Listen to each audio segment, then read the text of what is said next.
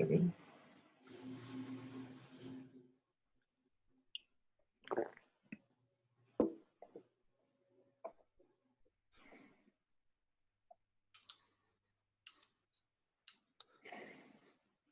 Didn't start yet, right?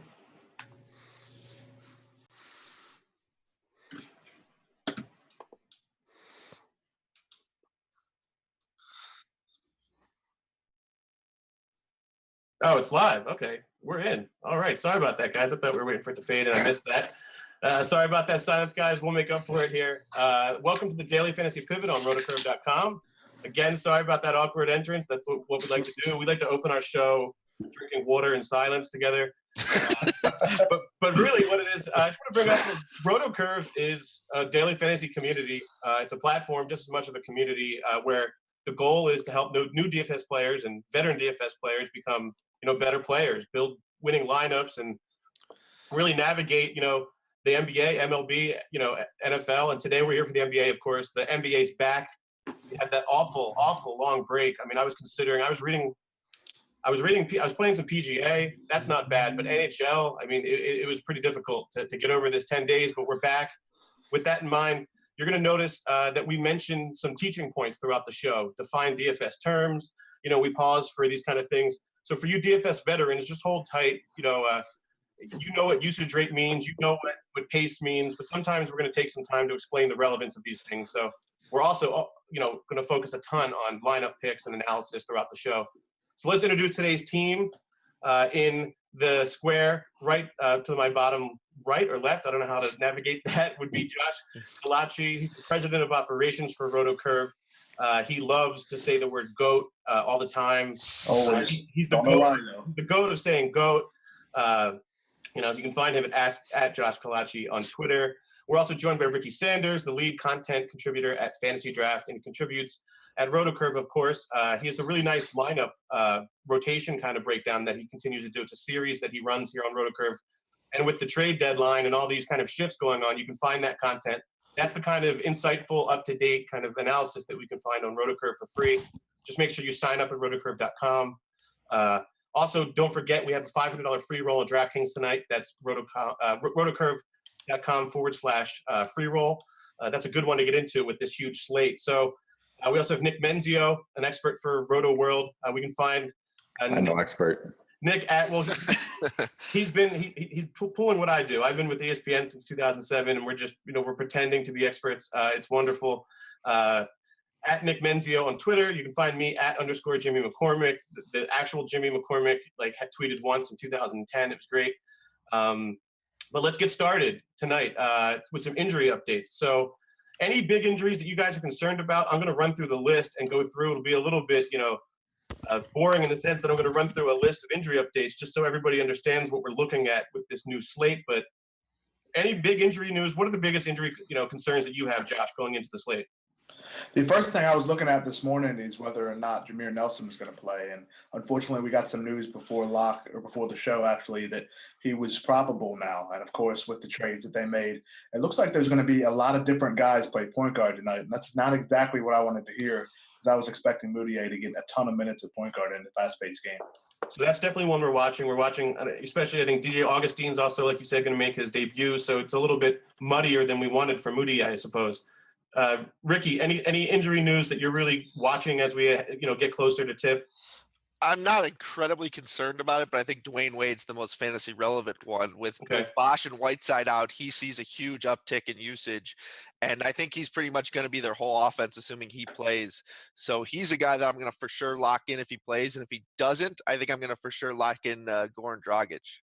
Nick, anybody of note that you're worried about here tonight? I mean, there's not there's not a ton of big names that we're looking at here. Maybe Jared Bayless would affect Michael Carter-Williams, but I'll go through those. But anybody that you're looking for as we head to lineup? I think Ricky covered. D-Wade was pretty much the only one that caught my eye. And then I guess Kawhi Leonard, he's already been ruled out. So we don't really worry too much. Those are two notable names. I'll just go through really quickly. For Boston, we have Kelly Olynyk. He's out. Olynyk. He got his hair cut today, but that's about the only update other than the fact that he'll be out for a few weeks with a shoulder injury. We'll discuss the ramifications of that, as we break down forwards and maybe center with Jared Sullinger. We also have the Chicago Bulls. The same names are out: Jimmy Butler, Nicholas Mirotic, Joakim Noah. It's a back-to-back for them, so that's interesting. We have the Mavs. Devin Harris is still out. That's not too consequential. I don't know if you guys have any update. I haven't heard anything about Darrell Arthur. He was questionable. I'm not sure if he's going to play for Denver, but He's probable now. he's probable now. That looks like he'll play. That in some senses affects that Kenneth Faried interest. But we'll see. The Kings are really fun. We'll talk about that game, of course. And we also have Jameer Nelson, like Josh mentioned. That's a big one. We'll watch that because that affects. Look, point guards go off against Sacramento, right? Everybody exceeds value, it seems like, against Sacramento. So that's a game we want shares of. So we're trying to, I think, figure out ways to get in on that game. So that's maybe why Moutier is of note. We'll also look, who else do we have? We have Detroit. Really Detroit. It's more about figuring out this Tobias Harris thing, right? The new names. There's really not too many injuries of incredible note. It's just that the new guys, Eunice and Marcus Thornton, the guys from Houston, won't be playing for the Pistons tonight. So they won't confuse us yet. I believe Caldwell Pope, though, is probable. Is that right, guys? He's going to play. Yep. So he's back. It's tough to figure out. Everybody seems to rely on heavy minutes with Detroit. So it'll be interesting to see. We bank on so many of these guys, Marcus Morris, even Stanley Johnson recently, because of the minutes almost. So it'll be interesting to see what happens there because these aren't the most efficient, fantasy scorers. Golden State, it's just Festus Ezeli, which I honestly thought was a pasta dish the first time I heard that. Houston Rockets, we have Terrence Jones still dealing with the concussion. What else is of note? Larry Nance is probable. Marc Gasol in Memphis is still out. It looks like the Birdman might make his debut for them. We'll wrap this up. The most important one would be Miami. We have Dwayne Wade. He's a game time. Chris Bosh is ruled out. Unfortunately, he has the blood thinning issue again, the clotting issue. And then Hassan Whiteside is out for a suspension. And then in Minnesota, it kind of seems like the usual suspects again. Kevin Garnett, Nikola Pekovic. Kevin Martin is probable. In Milwaukee, we're going to be watching Jared Bayless a little bit because if him and Vasquez are both out, that's somewhat interesting for Michael Carter-Williams. And then John Henson's out. Greg Monroe is probably still off the bench. I don't know if you guys heard any updates, but it seems like Monroe continues to come off the bench, but he's still a really high usage guy. I don't know how much we weight that. With New Orleans, it's the normal guys that are out. It's just Eric Gordon and Kyrie Evans. We'll see if Drew Holiday can keep up this usage monster rate he is going. All the way down, we don't really have any more notable injuries until we get to, say, Brandon Knight's still out with Phoenix. That helps Archie Goodwin's case. And then Kawhi Leonard with San Antonio. And then Sacramento, we have the dental duo. We have Omri Caspi and Marco Bellinelli, both doubtful with dental work after a 10-day All-Star break. That is only the Sacramento Kings can do that.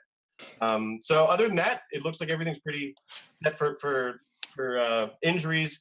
There's a long list, but we also have 28 teams playing tonight, so that's kind of why we had to run through that list. Let's get to the fun part. Let's get to point guard. Let's dive into point guard. It's a huge position. We faced this kind of question last week, guys, which was, I believe, last Wednesday before the break. We had this big slate, and the question was, how do you navigate all these names? I was texting with Josh earlier today.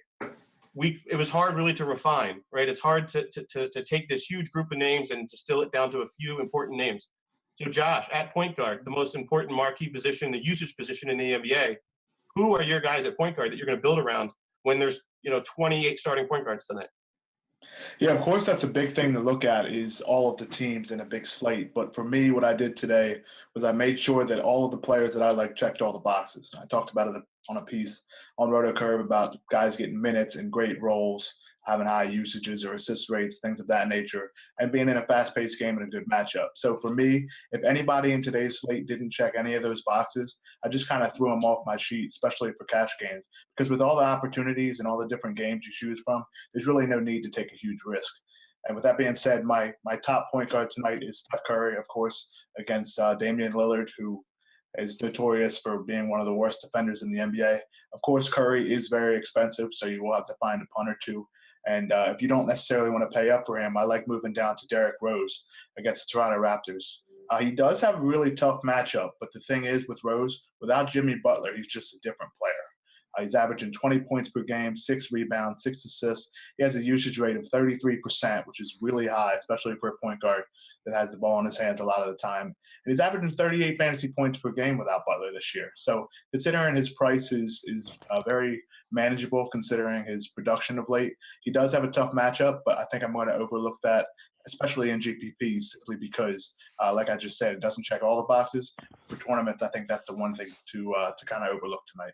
So even on a back-to-back, you just think the usage is going to be there, that Yes. just extra touches, it's going to help. Now, Nick, continuing on that idea, who are some, point guards maybe that you profile for cash tonight that you're going to build around with some security, and then maybe throw me, some of the tournament guys that you're looking for ceiling?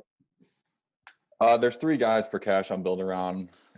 I'm considering is Drew Holiday, Reggie Jackson, and Emmanuel Mudiay. We talked about Mudiay earlier. I just think high pace against the Kings. Everyone destroys the Kings, so I think that's a lock. If Jameer Nelson gets ruled out, it'd be clutch. And then Drew Holiday's usage rate is just insane with Tyreek off out of the picture. And then Reggie Jackson's minutes should be solidified with Brandon Jennings gone. Yeah, the thing with Holiday, I was looking him up today. 37.7 usage rate over his last 3 games. He's taken at least 18 shots in 9 of 10 games, so it's not a small trend. I mean, this is, like you said, that Tyreek Evans role when he came back, it was so high usage. It seems like he's taking that over. So I like that one, especially we have a narrative angle there too. It's the team that shipped them off. Ricky, any point guards, of note other than these guys? All those guys that we're talking about are higher usage guys. Is that a trend that you look for? You need to stick with a higher floor on a big slate. Anything that you look for in particularly when you're sifting through these point guards? Well, it sounds like Kalachi's method is a lot more scientific than mine. He's got all these boxes to check, and I just use my Ouija board most of the time on these big slates because there's so many guys to choose from. But I agree with the high usage guys, but there's a couple of guys I'm shocked no one's mentioned so far. Rajon Rondo being one of them. I know Okay. I've all of a sudden gotten the reputation as the Rondo guy on this show, but I love his matchup. I mean, Denver allows the 5th most fantasy points to opposing point guards, and we know that Rondo can rack them up in a whole bunch of ways. One of the aspect that stands out to me is they allow the 5th most rebounds to point guards, which we know Rondo is one of the best rebounding guards, and we also know he's one of the best in terms of steals. And there are only 9 players in the NBA that average more turnovers than Mudiay. So I think, like every game for Rondo, we could be looking at a triple-double with the steals. I agree with Steph Curry as a monster play. I actually kind of like Ish Smith too, who no one's mentioned yet in an upper, faster-paced game, which is what I like for point guards. I don't think anyone's really gone there yet is with pace. With point guards, especially ones that push the pace like Ish Smith, there's more scoring opportunities, there's more assist opportunities, and this is a revenge game for Ish Smith. I don't know how much you guys take that into consideration, but this is a recent revenge game where they almost let him go for next to nothing, and he's coming off a dud. He will be playing against a team that's not very good against bigs, and he's an assist machine to both Noel and Okafor, who should eat. So I think Ish Smith should see close to double-digit assists, probably break it. And Archie Goodwin against Houston. I know Beverly's known as a good defender, but this is by far his worst season defensively. He had 31.75 fantasy points against Houston last time. He's going to get all the minutes he can handle. It's not like they traded for, a point guard when they gave up Morris or anything like that. Right. I think with the pace, I still like Archie Goodwin a lot. I think he's a safer bet than Booker, even though I think Booker's got more upside. Here's one question for you guys. I know I'm not sure Collison qualifies at point guard across all markets, but I think he might be shooting guard in FanDuel. But Darren Collison or some of these guys that are sub 5K, is this a guy who, with Bellinelli out and he's had some bigger box scores before? Is he a guy maybe you consider in tournaments, or who are some of the guys that are in that, the pivot range, you're going 5K and less, or, maybe that's an arbitrary cutoff, but just basically guys who are really value plays. Anything that sticks out? Because Archie Goodwin is close to that line, but I'm looking for guys that maybe are a little bit below that. And the first guy I looked at actually was the guy you mentioned, was Collison. The only thing was I was under the impression that maybe McLemore would be limited. I know he is probable with a wrist issue, but if he doesn't play or if he is limited, Collison's basically a lock to play some 2 with Rondo because, of course, one of those 2 guys is going to be running the point at all times. But Bellinelli's doubtful, meaning he's probably out. Caspi is out. And that takes away a lot of minutes at the 2 and the 3 because Bellinelli played some 3 as well. So McLemore is not a guy that's probably going to play 40-plus minutes, especially coming off an injury. So I think Collison's going to get some minutes at the 2. I believe he has 12 or 13 minutes at the 2 this year, which isn't a very high sample. But the Kings have changed a lot. There's been a lot of guys in and out, things of that nature. So I think if he gets some minutes at the 2 besides Rondo, you're going to see a lot of shots. And, of course, for the maybe 5-10 minutes that Rondo is off the floor, Collison's going to be running the point. And of course, like what Ricky mentioned before with Damian Lillard and McCollum, those 5-10 minutes are just bonus points at that point. So if you see that Bellinelli is definitely out, Caspi is out, and McLemore is limited, I don't mind spending down on a guy like Collison in a terrific matchup. Now, this is one's for Nick here. We have some bigger names that we haven't touched on yet. Some guys who have a pretty strong reputation for kind of, ball dominant, high floor kind of guys.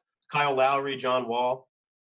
Between these guys, Lowry seems like he has a nice matchup with Derrick Rose, who, has one of the worst defensive plus minuses in the league and generally isn't that great of a defender. It's, post injury.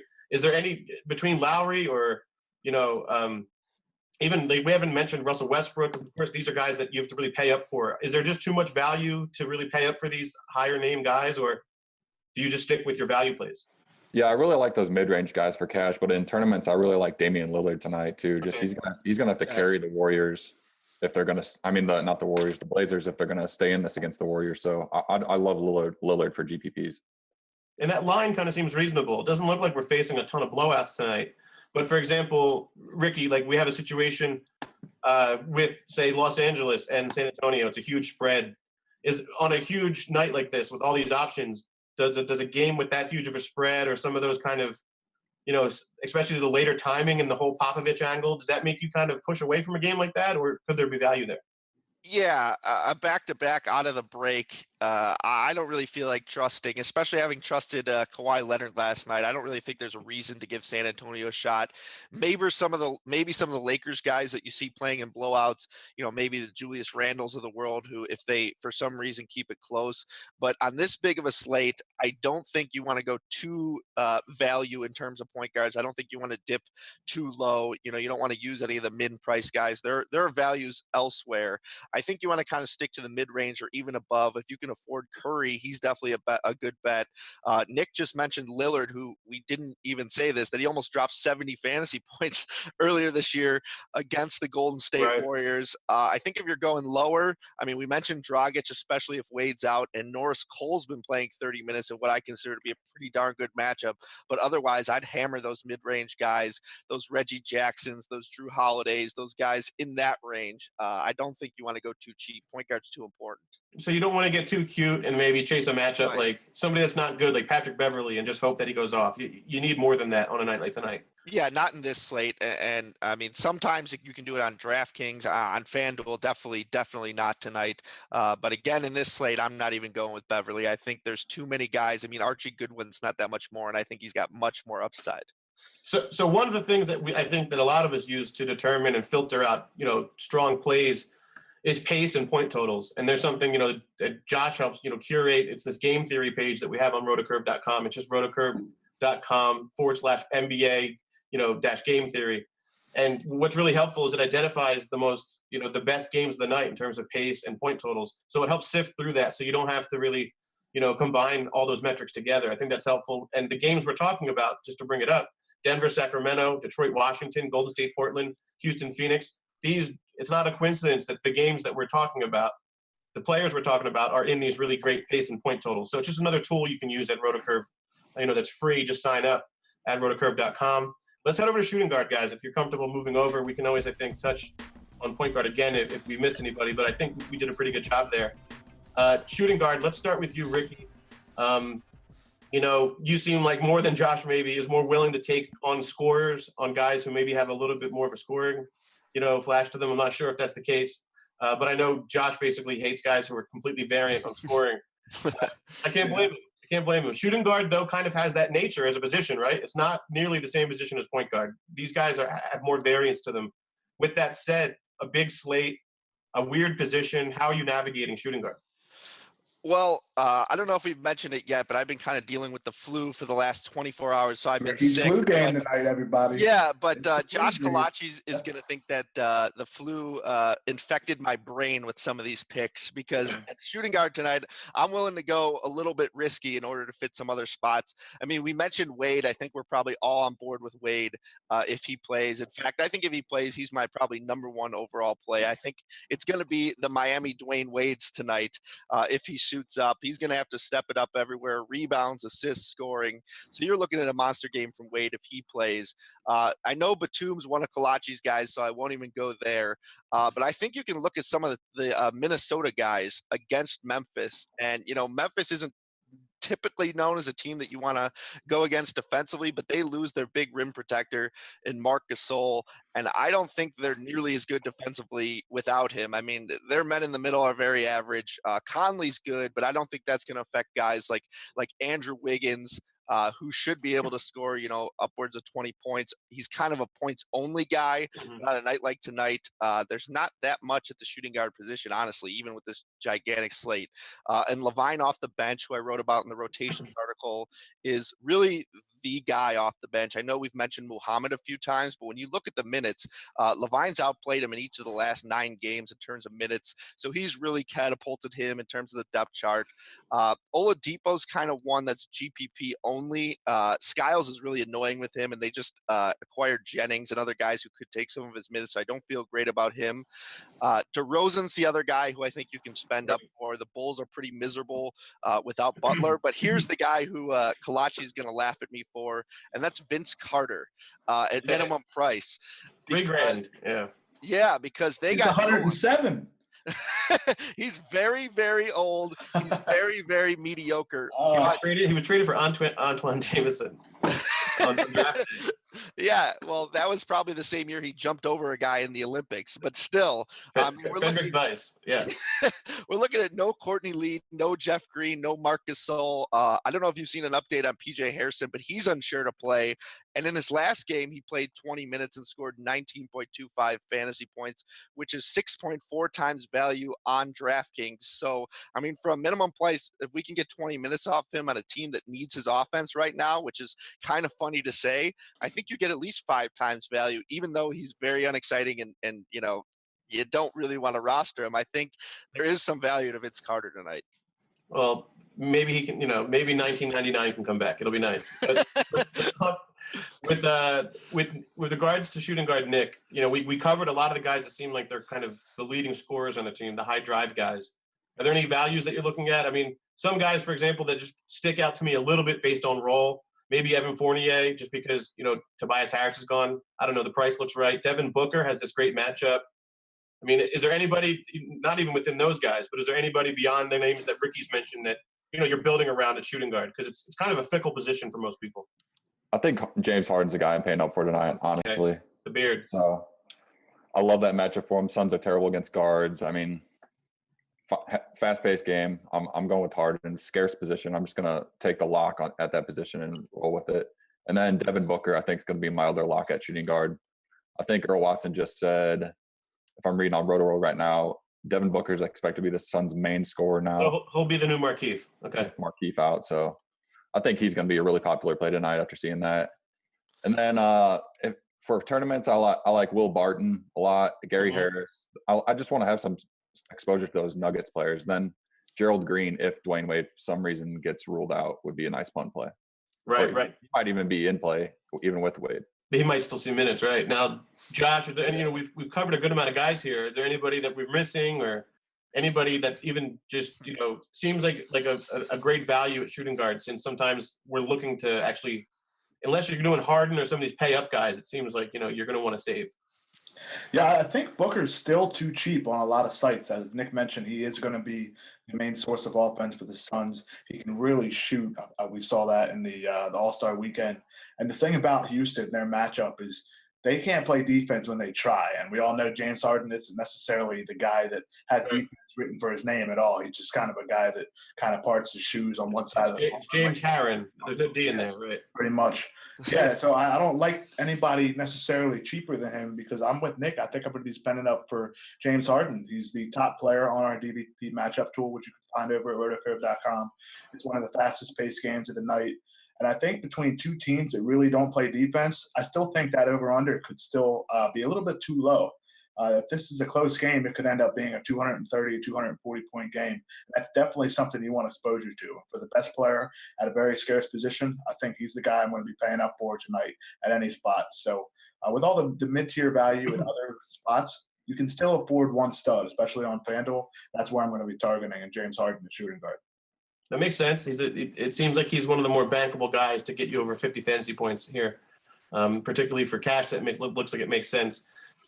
We're going to move on here, but are there any other names that you guys can think of a shooting guard that you wanted to throw out there? It seems like we covered a good array of value. Will Barton was one of the ones that I really liked, just because you can score all day on the Kings. I think they have the worst field goal percentage in the restricted area, which just means it's a layup line in there. Let's move on to small forward. Let's get to the wing. Josh, in your breakdown today, seemed like you intimated that the wing isn't the deepest of positions tonight, but there are some choice names at the top. So between, even in that one matchup, Durant and George, where do you go? Yeah, that's the interesting part, because when you go through the slate, looks like what happened there. Ricky gave Jim the flu. And now everybody got Nick. Are you all right still? You good? We're all good. Yeah, I'm good. What a break. We're in shambles. But yeah, the weirdest part about tonight's slate is small forward. And when you click on it initially, you have Durant, Carmelo, reading off FanDuel's prices here. Paul George, Hayward, Leonard, but he's out as well. And you think maybe this is a deep spot, but all those guys have tough matchups in one way or another. Of course, Durant's one of the more matchup-proof guys, but in a slate like this, why are you going to target him against Paul George, who is still an excellent defender? Carmelo Anthony has a decent matchup against Brooklyn, so that would be the guy that I may pay up for at that spot, but I'm not necessarily thrilled with using him in cash games. Although rebounding has been up this year, he's more of just a pure scorer. But if I'm going to pay up for anybody there, it would be Anthony. Now, with that being said, Gordon Hayward is up there in the top 4 guys in terms of price. He's a lot cheaper. So if you want to go that direction, I think that would be the way to look at, especially considering that the Celtics do struggle against the threes. Hayward you have to remember he will be highly owned, because last night it was a great game. A lot of people have been missing NBA, so last night basically is the whole season, and everybody's right. So he will be highly owned, so it's something to keep an eye out for tournaments, especially because I think fading Hayward and going with some cheaper guys can definitely take you towards the top of the cash. Now, how do you navigate, so for example, that's a really slow pace. The Jazz like to drive down the pace. How does that affect how you appreciate the Boston rotation if they're facing a team? I was reading something today, a breakdown basically that suggested we should consider fading Boston in general just because of the Utah scenario. Is it something that you look at too? Such a slow-paced team, it's going to drag down the opponent? Yeah, last week on one of these episodes, Ricky mentioned he likes to look at teams that play a slower pace against faster-paced teams because something has to give. And I think we saw a little bit with Hayward last night as he had an excellent game. So I don't think it's necessarily going to be a traditional Jazz game where it's 82-75 because Boston is a fast-paced team. So I think it was somewhere in the middle. But as Ricky said last week, these guys are priced for a slow-paced game. So a guy like Hayward probably should be a bit more expensive if that game was in a higher pace. And the same goes for guys like Rodney Hood as well. So, yeah, in a fast-paced game, I think, or fast-paced team, rather, you're going to look for guys that are playing against a slower-paced team and trying to downgrade them. But on the other side, you can upgrade the guys that are playing on a slow-paced team against a fast-paced team. It rises the tide a little bit there. Now, Nick, with regards to the wing, I think Josh covered it pretty well in terms of the bigger names that are at the position. But is there anybody you're building around that maybe, Josh didn't cover, or maybe you want to confirm, he's leaning towards Anthony, it seems, a little bit because of the usage and everything. But who do you like here? I think I'm on the guy right below those guys in Gallinari against the King. I mean, he gets Rudy Gay's defense, which is above average or average at best. And then, he's the Nuggets' main scorer in this game, definitely the target you want a piece of. And I think he's the most steady piece of that Nuggets offense. So I think I'm building around him at a tough position. Now, Nick, do you have a take on this Phoenix breakdown? I know it's tough because, who knows, right? Morris leaves, but then it seems like we have PJ Tucker, we have Teletovic. It looks like, even we have Alex Len in the mix, and then John Lure starting. So this is several names kind of still fighting for these minutes. Are you going to wait and see, or is there any value there? I mean, I know Josh had mentioned in his piece earlier today that Tucker kind of seems high floor for the minutes, but is there anybody that you can identify for value in there, or are you just going to kind of let them figure it out? I think PJ Tucker's minutes are pretty solid, so I think he'll play 40. I mean, he doesn't even really have a backup. I mean, I think it's Sonny Weems, but those big dudes aren't going to play the 3. So I think Lure's going to start like they said, and then Chandler in the middle at center. Then I just think Teletovic the 4 with the 2s, and then Alex Len with the 2s. I think I'm just going to assume all 4 of them are going to play 24 minutes, I guess. Gotcha. Yeah, that's frustrating. Ricky, what's your take on this position? It seems like it has some marquee names at the top, but is it like almost impossible to pay up for Durant in this kind of scenario? Yeah, I don't see the need to pay up for Durant when I like Paul George almost as much, to be quite honest with you. Right. Yeah, Uh, so do I. Especially on DraftKings, man. I mean, this is maybe the That lowest price you'll is ever really see low. his price. Yeah, I mean, going into the break, he had 5 consecutive games of at least 39.75 fantasy points, yet his price kept dropping, which I don't understand. I think it was 8,500 last game, and now it's down to 8,200, despite the fact that he's on a roll. So even against Durant, who's somewhat of a tough defender, I mean, we're looking at a very fast pace, 2 of the top 10 in terms of pace. So I think Paul George is a pretty safe bet for 40 fantasy points. I think he's a great cash option with that tournament upside. Guys, no one's named so far. How about Rudy Gay, Right. whose minutes go up? I mean, if we're talking Caspy's not going to play, he goes from 33.1 minutes to 37.4 without him. So in what should be maybe the highest scoring game of the night, I mean, Rudy Gay is going to score. He averages over 21 points without Caspy. So I think that's kind of an underrated lineup change. If you're going cheap, I like Luol Deng, who I think is going to have to play at least 4 more minutes or so without Whiteside and without Bosch. His usage hasn't really gone up without those guys on the floor, but I think the extra rebounds, the extra shots with the extra time on the court should even him out, get him up to his value at 4,900 on DK and 4,800 on FanDuel. We mentioned Teletovic, and how about Kyle Anderson, who I think he's going to have to start again. He's basically minimum value last night in what was definitely a more difficult matchup. 15.75 fantasy points, which is 5 times value. I think against the Lakers, he certainly can do better than that. So if you're going to go cheap, I'd go there. If you're going mid-tier, they kind of nailed it with Gallinari. I like him. I like Gay, but I'm paying up for Paul George almost everywhere. Now, it seems like there's some good options. I definitely like George as well. I think that's a great – he's going to have basically the same usage profile as Durant. He maybe not as efficient, but a lot cheaper.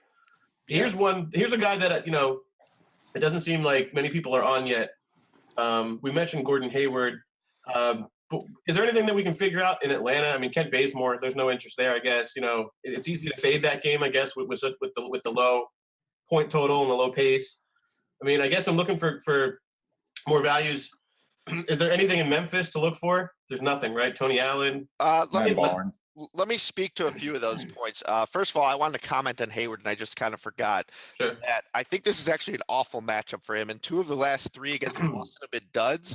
And if you think about it, Brad Stevens is one of the best coaches in the league, and he definitely knows Gordon Hayward's tendency. Very well. So so I think that that's a bad matchup for him as a coach who knows how to coach against him. He did have a blow up in one of them. But I think as long as the refs keep him off the line, that he's not going to have, that typical Gordon Hayward type game. And then you look to Memphis. I think we mentioned Vince Carter, who I'm not, incredibly fond of. I think Tony Allen at 4,200 is definitely going to see more minutes as well. I think they're going to have to go smaller without Gasol. They could go. They acquired Birdman. They've got some other guys, but I think most of all, they're going to go with those same similar lineups they had with Jeff Green. Those type with Tony Allen at the 3, maybe even Barnes at the 4, those kinds. So I think, Tony Allen could see 30, 35 minutes. He's not a great per minute producer, but if you're going to go someone from Memphis, I think he's the guy at small forward. Is there any interest at all from you guys in like a Trevor Ariza or somebody like that? Just maybe Marcus Thornton's gone, Terrence Jones is out. I mean, there's a guy, he plays 35 plus minutes. Seems like a good matchup, but maybe tournament only? Is that the kind of thing that you're thinking there, Josh, with a guy like Ariza? Or, what's your take on maybe getting an extra share in that Houston game?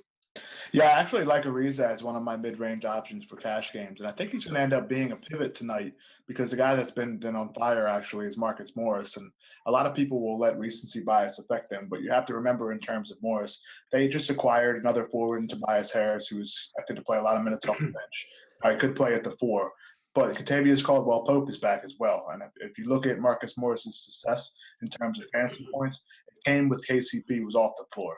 And the same thing with Ilyasova, who's now gone. But the thing is with him is I'm not sure I want to take a risk despite an incredible matchup against Washington. That's what makes it tough. But I just kind of want to take a wait-and-see approach with these forwards. But that's for Ariza. I really like him tonight in that fast-paced game. As you said, Marcus Thornton is gone. Terrence Jones is not expected to play. And when you look at what the Suns are expected to do with Laura starting at the 4, You look at Trevor Ariza, he still plays the 4, but he still plays the 2 and the 3 in terms of offense. He's running back and forth with Superman. He's open for some threes. So in a fast-paced game, I'm expecting him to take maybe 5 or 6 attempts at a three-point shot. If he can make 3 of them, you're looking at 9 points right away. Now, it seems like we've covered small forward fairly well here, but something that maybe we can touch on, we'll transition to power forward here now. But there's something that we can touch on as we get into power forward, which would be, these trades that we're talking about. We've made these moves. So Ricky, maybe, you've already had a breakdown. What's your take on, on Harris moving? We have some time here. We still have about a half an hour left in the show. We're moving pretty smoothly. So maybe what's your take on Tobias Harris heading to Detroit and maybe how that affects the respective, rotations? Yeah, so I think Tobias Harris to Detroit is definitely going to hurt Marcus Morris. I think they're going to see Stanley Johnson and Tobias Harris kind of move around. I think Morris, who's been pushing kind of 35 minutes, he's going to get eased back a little bit. I think what's really going to help is Reggie Jackson, as Brandon Jennings is kind of a talented backup. And without him, I think Reggie Jackson's going to push, 35 minutes. Stan Van Gundy's always a guy who uses his starters big minutes. The only problem with Stan Van Gundy is he's, guys are quick to get in his doghouse, which is, that's why I'm not surprised that he made some trades to get his guys and get some guys maybe out of there that he wasn't a huge fan of. And Reggie Jackson kind of has that tendency with him. Sometimes he'll take some dumb shots, but now they almost have no alternative. He can't turn to Brandon Jennings. So I think there, some of the forwards lose value. I think Tobias Harris, who's one of his guys, definitely gains value, as Skiles didn't really like him. But I think Reggie Jackson's the big winner there. No, that all makes sense. And then, maybe Nick, jumping over to Washington with the Wizards, we have them getting Markieff Morris.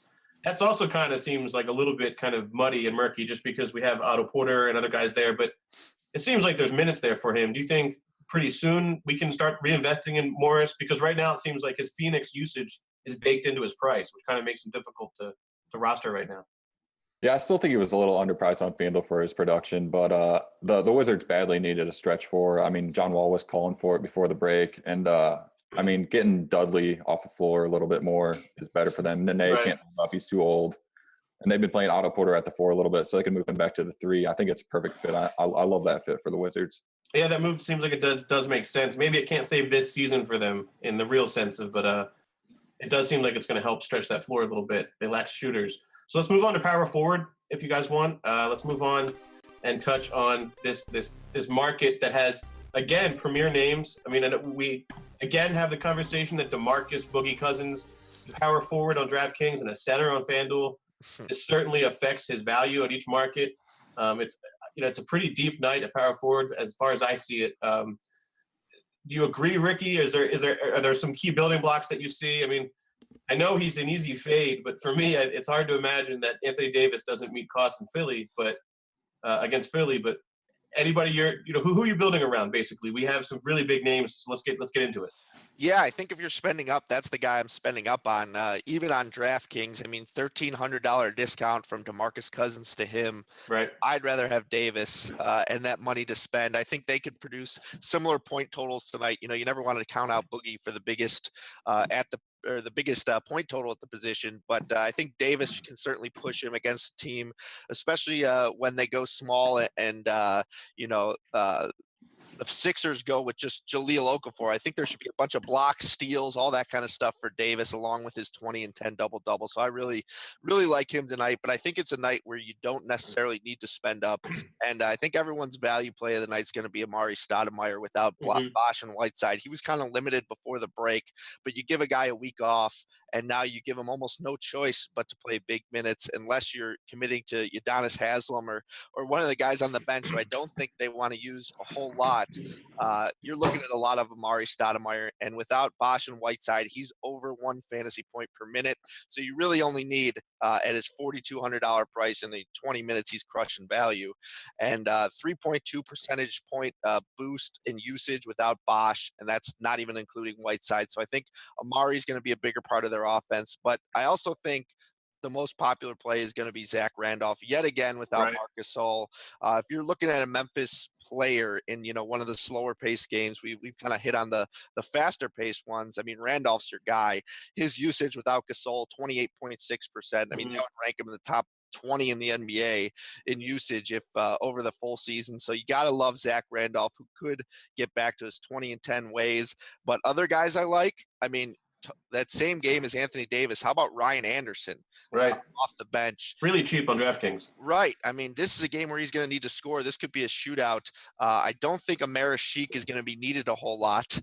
Maybe they'll start off, like they always do with Davis and a Sheik, but they'll quickly go to Anderson because they can double team Davis without him. I've seen them that done many, many times, which is why Anderson is so valuable to them, and I'm not surprised they didn't trade him.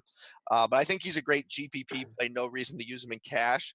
And I also think Dirk Nowitzki, way too cheap on DraftKings, 6,000. He's facing a young, inexperienced Aaron Gordon, and if there's anyone who knows how to take advantage of that, it's the old, disciplined Dirk Nowitzki.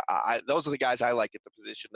Curious to hear what everyone else likes. Well, that all makes sense. I mean, I know I was looking at our consistency tool on RotoCurve. Again, you can sign up at rotocurve.com. Free membership. It's not a paywall at all. It's just a membership. You get in, you can log in, you have a profile. And the coolest thing is we have a live chat.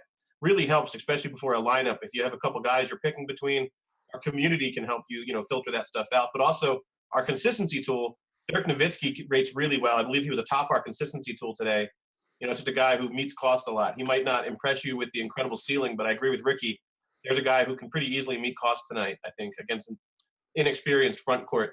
Now, we were talking about slower paces, Josh. We tend to focus on the faster pace. We have a natural bias towards that. But there's a guy that I just think has a great matchup because Whiteside's out and Bosch is out. Is Paul Millsap a guy that we can identify for the Hawks? Is that a guy, because it's a really slow-paced game, low-point game, but there's a guy who at least looks attractive on paper with DVP-type things. Yeah, and Millsap's incredibly attractive when you talk about that consistency tool. He's one of the guys that has one of the highest floors pretty much in the NBA at his price. His price has fluctuated. Sometimes it goes between 7,700 and 8,700, depending on how he's running and his matchup, things of that nature. But the thing with Millsap is you're basically paying for a 30-point floor. He has one of the highest consistency rating, as we've mentioned. But moving on to the rest of the power forwards, Ricky, I just have a question. Are you really going to have a lineup with Dirk Nowitzki, Amari Stoudemire, and Vince Carter, right? You got to have the old man lineup. I have no problem putting together an old man lineup. We could add some Tyson Chandler to that and some icing on the cake. It's like a 2003 fantasy team. Nice. I like that. And guys like Dolph Shays and guys like that, you can put them in there as well.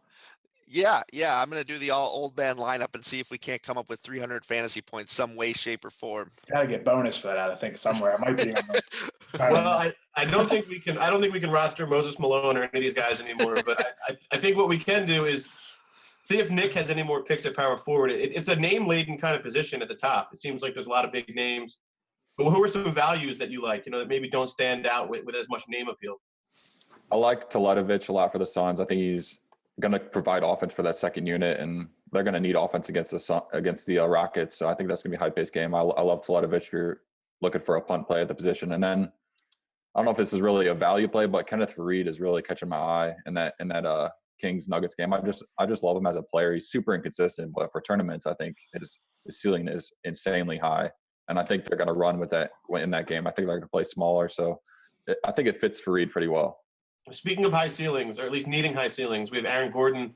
He can jump very high, but is there a natural recency bias that's going to happen here, Josh, where you think maybe the dunk crowd, just even in tournaments, gets on him? There's no interest in a guy like him, I would assume. But what about even slower paced games? Derek Favors, guys like this. Is there anybody that stands out among that middle tier that we're not mentioning? Yeah, I think one mid-tier guy, like you were talking about, is Gordon. I do think that his ownership will be inflated because everybody remembers the fact that he jumped about 47 feet in the air. But I think it would have been bronze in the Olympics, they said. I'm not even it was really incredible to watch. But he actually has a fantastic matchup against one of Ricky's 90-year-olds in Nowitzki. So, if you're looking at how Gordon kind of wins, it's with his athleticism, with his ability to shoot that baseline jumper, which we saw a lot in the preseason. Without Tobias Harris, without Channing Frye, there's nobody that's going to take the minutes from him. I wanted to touch real quick on a tournament plays power forward. We talked about how highly owned Amari Stoudemire is going to be. I said 4,300 or maybe 4,500, depending on what site you want to play at. I expect him to be highly owned in a lot of cash games, especially, but tournaments as well, because people are just going to think about that. But for cheaper, you can get Delor Teletovic or Teletovic, however you pronounce 37,000 his last name. But if you look at those two, you get them for cheaper, which means they're going to be cheaper pivots in terms of upside as well. Because Amari Stoudemire, although he should play a lot of minutes, I can't see him playing close to 30 unless there's really nobody else. But the thing with Laura and Teletovic or whatever, Right. you can score instantly. So you're going to get two of those guys at extremely cheap ownership percentages, and that's a great way to target GPPs because although Amari Stoudemire is going to be highly owned, his ceiling is really limited because, like we talked about before, He's Amari Stoudemire. Right. Yep. Right. Now, what about Memphis? I know some people will try to figure out and really chase more value. We talked obviously about Zach Randolph, but there's two more guys that are eligible, or at least power forward eligible for DraftKings would be Brandon Wright is power forward eligible. He seems like he's going to get increased time. And then JaMychal Green. These are punt plays, but between them, is there anybody that stands out between anybody? If someone wants to grab this, Ricky, anybody there that you're of interest, or is that just let somebody else chase, ancillary players in a low point game? Yeah, I think probably JaMychal Green, who made the start earlier. But those are just, I mean, if you have an inkling in tournaments that you think maybe they'll play bigger, but I think they're going to go with more of the smaller lineups unless one of these guys gets on fire. I mean, I know Brandon Wright for years has been one of the more productive players per minute, so he can always get on a roll in a short amount of time. But there's just too many games for me to really want to rely on kind of a shot in the dark for those. I guess if you're relying on Vince Carter, you just as easily could rely on Green or Wright as well, but I don't see it. I'm staying away from Memphis. I know Randolph is the sure thing. I know there's a lot of mid-tier options. I don't see a reason to do it, but let me give you a few more names at the position, and these are actually my tournament like monster targets. I think Draymond Green against Portland, who triple-doubled against them last time. I mean, a lot of people are going to be on Curry against Damian Lillard, which is, I mean, obvious, but this is still, I mean, there's 3 games that are just above and beyond in terms of total tonight, and this is one of them. Draymond was kind of slowing down prior to the All-Star break, but I think he comes out and puts together a monster, could triple-double yet again. And how about Nerlens Noel? I mean, we'll get to some of the other guys, but Sacramento 4th worst in efficiency versus power forwards. He'll play some power forward. He'll play some center. When he plays center, he may have to guard some DeMarcus Cousins, and we know he's a foul risk, which is why I don't love him in cash. But I think, this game has potential to be, sorry, not against Sacramento. Anthony Davis. Yeah, I got you. Against Davis. That kind of thing. Yeah, he's going to be against their center, some of the time, against power forward some of the time, which is going to be Ryan Anderson. It's the same kind of idea. But I think Noel, again, that's another one of the matchups that, to me, the Sacramento-Denver game, that game, and Portland and Golden State stand out as the 3 to me worth stacking. And I think, people are going to look at Okafor because of the way they give it up to centers, but Noel plays some center too, and should be an interesting matchup, and he can get it done in a whole bunch of ways. Well, that's good. I mean, it looks like we have a wide array of options here at power forward. You're either going to go with those big names, but then, like Ricky just broke down, there's a number of values and particularly tournament plays that we might want to focus on. Let's move on to center, guys. It's not as deep of a position in general, but it also, with 28 teams playing tonight, there's going to be options, of course. Nick, at center, who are you building around? It looks like, matchup-wise, rating-wise, there's some guys that are interesting. But, is Dwight Howard a guy that you're going to be interested in? He's coming on. He was almost traded, but it seems like the matchup is right, but he's kind of variant. Is he too difficult to trust as a building block? I'm not on Howard tonight at 8,100 on FanDuel. I think the Suns are pretty good against bigs that rebound pretty well. Chandler's not a slouch on the board, so I don't think Howard's going to rack them all up. But if I'm paying up at center, it's DeMarcus Cousins on FanDuel. It's going to be tough to fit him because I want to play Harden and Anthony Davis, so I don't know if it's going to work. But we can use Vince Carter. Who else? So if you can't make it work, is there anybody else of that higher crowd, or would you save a little bit? Would you take the discount maybe and go down to some of these higher rebound guys, Gortat or anybody in the middle tier?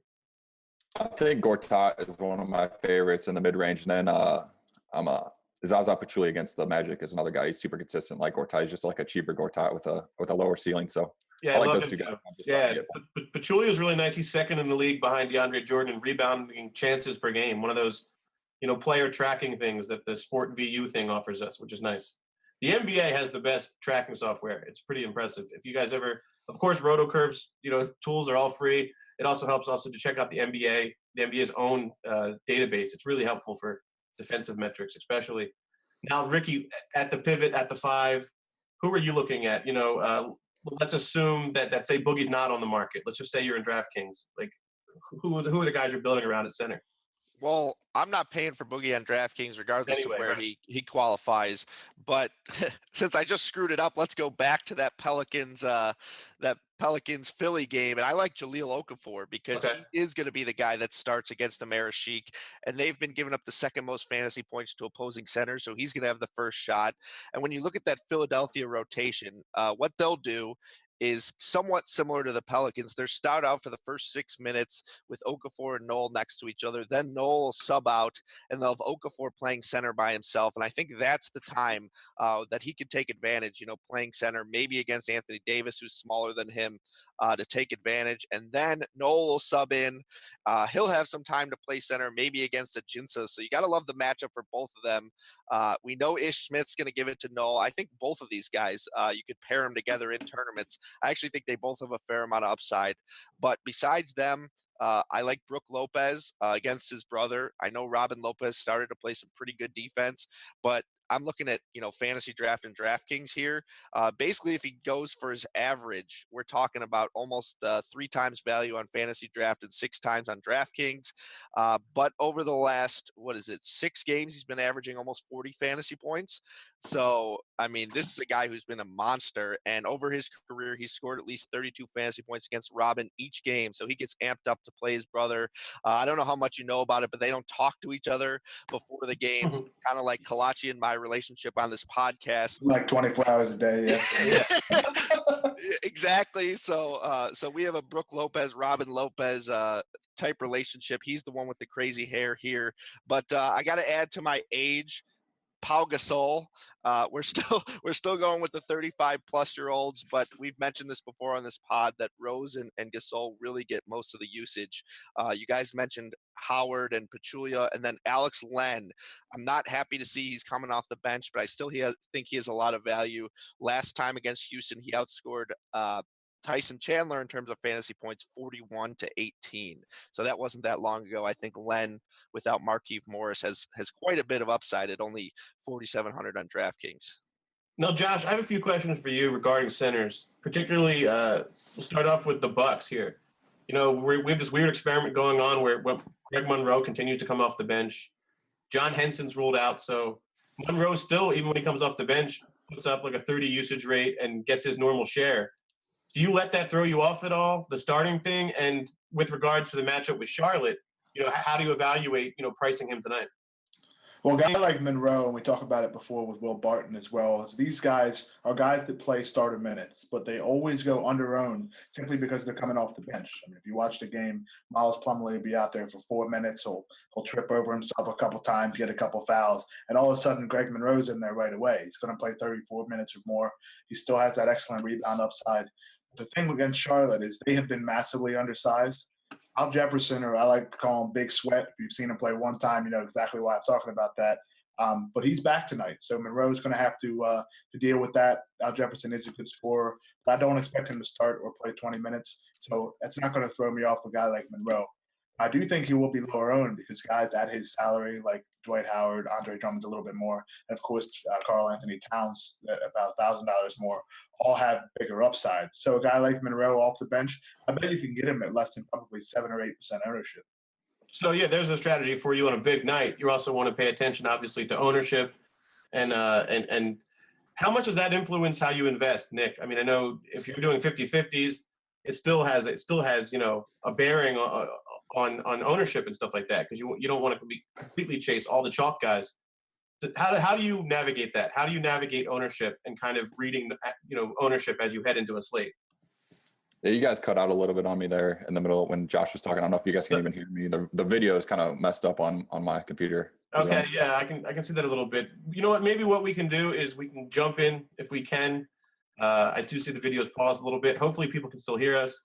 If you can, we're going to keep going anyway.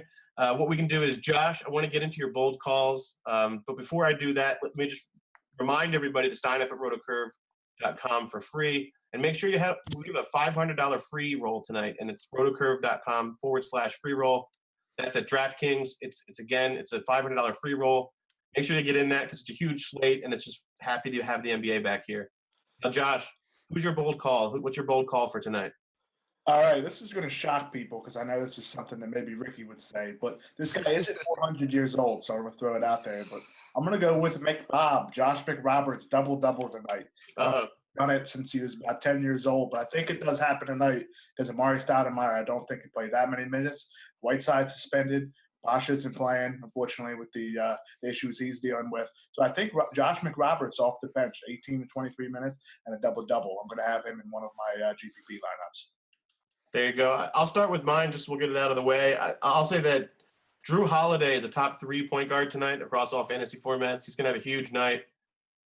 A usage rate over 35. I don't think too many people will really be on him with so many big names. So I think you're looking at a top 3. I just think he hits his ceiling out of all of his outcome projections. I think he nears his ceiling in that higher percentile of outcomes. Now, Ricky, what's your bold call for tonight? I know you always like to prime us, so give us this one. I don't know if I'm going way out there with this one, but I'm going to be using Ryan Anderson tonight in the Tony Parker Experience on Fantasy Draft. Let me remind everyone to sign up for that for free with the RotoCurve sign-up code. If you need that, message any one of us. But I'm going Ryan Anderson over 25 real points tonight against a pretty weak defensive team. I really like Ryan Anderson to stretch it today. I don't think he's a great matchup for Noel or anyone who's got to step out on him. I think he's scoring a lot of points tonight. Nick, what's your bold call here? I know we were talking about center. I'm just going to go with Andrew Bogut's a top 10 scoring center tonight. Goes for 12 against the Blazers with around 30 FanDuel points is my call. There we go. I like it. I like it a lot. So we have a few more minutes here. We can basically try to wrap up our ideal lineup if we want. So let's wrap up our kind of big calls at each position. At point guard, it seems like there's a lot of interest in Lillard, at least for cash too, just because, last time out, he put up 70 fantasy points. He also, I think, is second only to DeMarcus Cousins in shots per game. I really like this one from Josh. Reggie Jackson. I just think you're talking about a guy with a rotation influx. These are the guys that are going to have the ball. He's a high usage guy, Reggie Jackson. Rajon Rondo, another one. We want shares of that Sacramento-Denver game, it seems like. Moutier, if Nelson's out, I think some people might be more inclined to fade him if Nelson's in. They could be a little bit more complicated like that.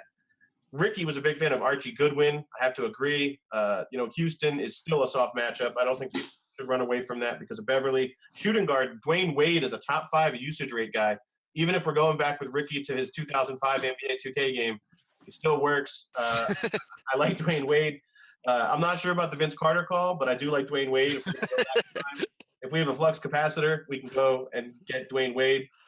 Nick Batum is another one that I think we all like. It's almost, I think we liked him so much we didn't talk about him a lot because it was so, it was such a consensus thing. But I think Nick Batum is, he's not these normal shooting guards who relies only on his shot. He can put up 7 assists, 8 rebounds and just as easily save the day.